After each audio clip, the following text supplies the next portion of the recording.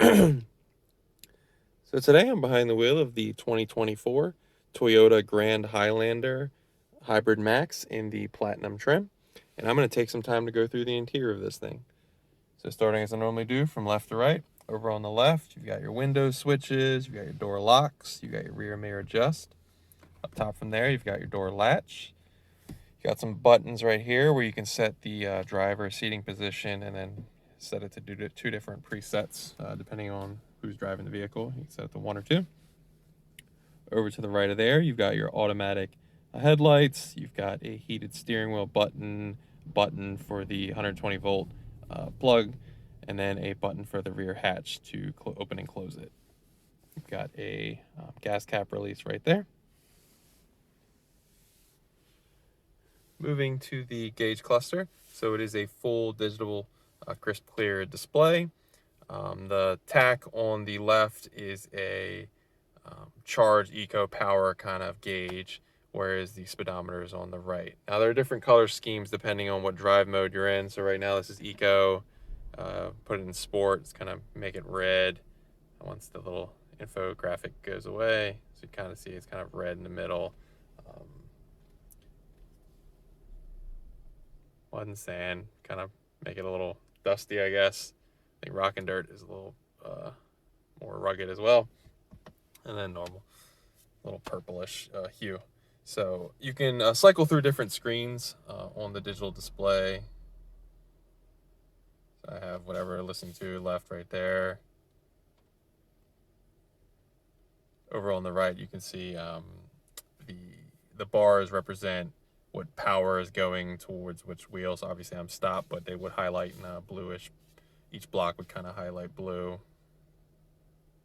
Trip information, things like that. I usually just leave it on the kind of having the fuel economy stuff on the left and the trip information on the right. Moving back to the steering wheel. So how is adjusting everything up on the gauge clusters over here on the left, this up and down and OK buttons. You have volume controls below that, talk buttons, a back button. Over on the right, you have your tuner buttons, cruise control options as well, mode button. Give you a better look at the steering wheel. There's paddles on the rear of the steering wheel. Coming down from there, you have the engine start stop button located right here, but I'm going to jump up to the navigation display. So there are 5 normal options, but if you connect your Apple CarPlay or Android Auto, you will get a 6th option up top. But you got navigation, if you connect media, which you're listening to, so this is satellite radio, phone. Currently don't have anything connected because I am using it to record this. And you got the vehicle information. So from here you got climate controls you can adjust, rear. You got trip information, current, history, energy flow. So this will show where the power is going between the hybrid system. Vehicle alert, nothing there, so no vehicle alerts. And then settings, you can pretty much adjust everything. So I'm currently under a guest profile, but you can customize it to be your name, things like that. So personal info, there's nothing really written there because this is a press loaner. These are previous media phones. I don't have mine connected, so this is not mine, but you can connect your Bluetooth devices, general information, time, date, basically everything you're pretty much used to in any vehicle. You got Wi-Fi in this, display options, sound media. Under vehicle customize, you can customize the lights, illumination, things like that. Dealer info, software update, apps, things of that nature. There's a full JBL surround sound system through the vehicle. You can see on the A-pillars, it features JBL right there, and over on that side as well. But below that, you have your HVAC controls. So it has heated and ventilated seats and 3 options for each. So 1, 2, 3, and then off, obviously. And then for ventilated, 1, 2, 3, and off. So it's both for the driver and the passenger. All your normal HVAC controls, you can turn on and off the HVAC controls to the rear as well.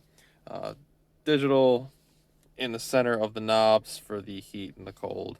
And then these are just buttons for the fan and where you want it directed, little toggle buttons. 2 vents, hazard button in the center.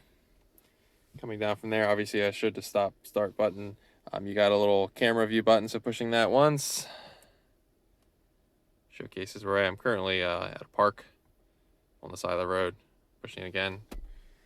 You got a USB-C button right here, or not button, plug, and then another one right there as well. Below that is a full empty space, but on the right side you can see that light on. This is a charge pad for your phone. You shouldn't put your keys or anything there. There's nothing really going to keep, if you're put something here and you got a hard turn, nothing's going to keep your keys and metal objects from going over there. So that is something interesting, but this is pretty much an open space. You could put a relatively large book here, which is pretty good.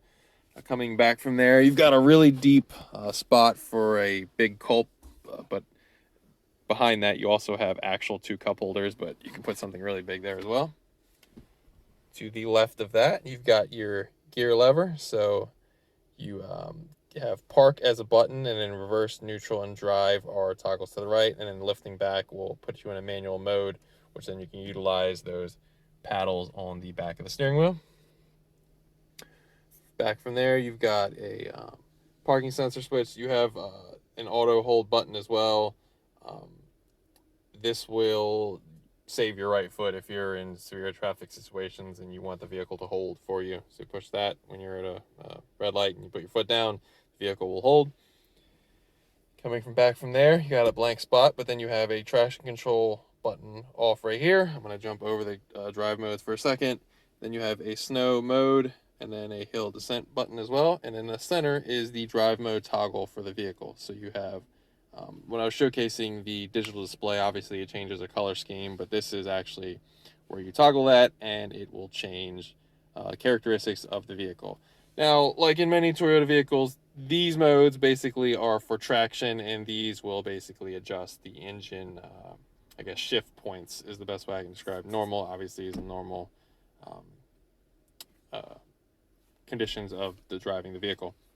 So eco will, shift points of the vehicle will kind of be a little bogged down.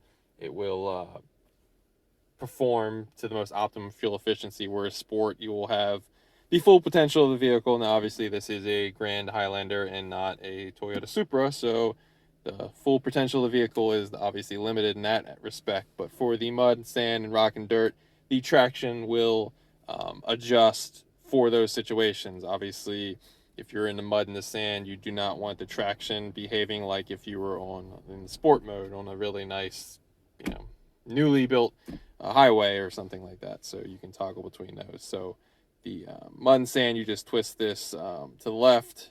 Rock and dirt, you twist it to the right. You push down your normal, and then eco and sport are also normal, or also buttons. Right here, you can pull this back on the armrest, and it reveals a pretty deep spot where you can store anything you want. There's a removable tray right in the center. Drop that down low so I can reveal the old school smoker's plug right here. Moving to the passenger side, there is a nice little tray right here. The passenger gets a USB-C plug as well. You got your glove box. You got Grand Highlander branding on the floor. Give you a good look at the passenger seat.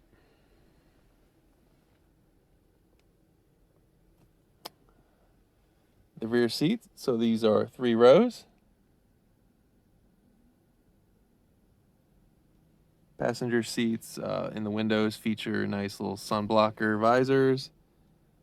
Both get sunroof, kind of bridges both the front and the second row, obviously not the third row. So all the sunroof controls are controlled right here, as well as all the lighting switches for the vehicle. You also get a nice little sunglass holder right here. Something unique about some Toyota vehicles that I like. So obviously you have the mirror right here, and you flick it down, and then you have a video screen of the rear of the vehicle. I like that. And that is pretty much the interior of the 2024 Toyota Grand Highlander Hybrid Max in the Platinum trim. If there is some feature on the interior I didn't go in depth enough on for you, and you have some questions, be sure to leave it in the comments below.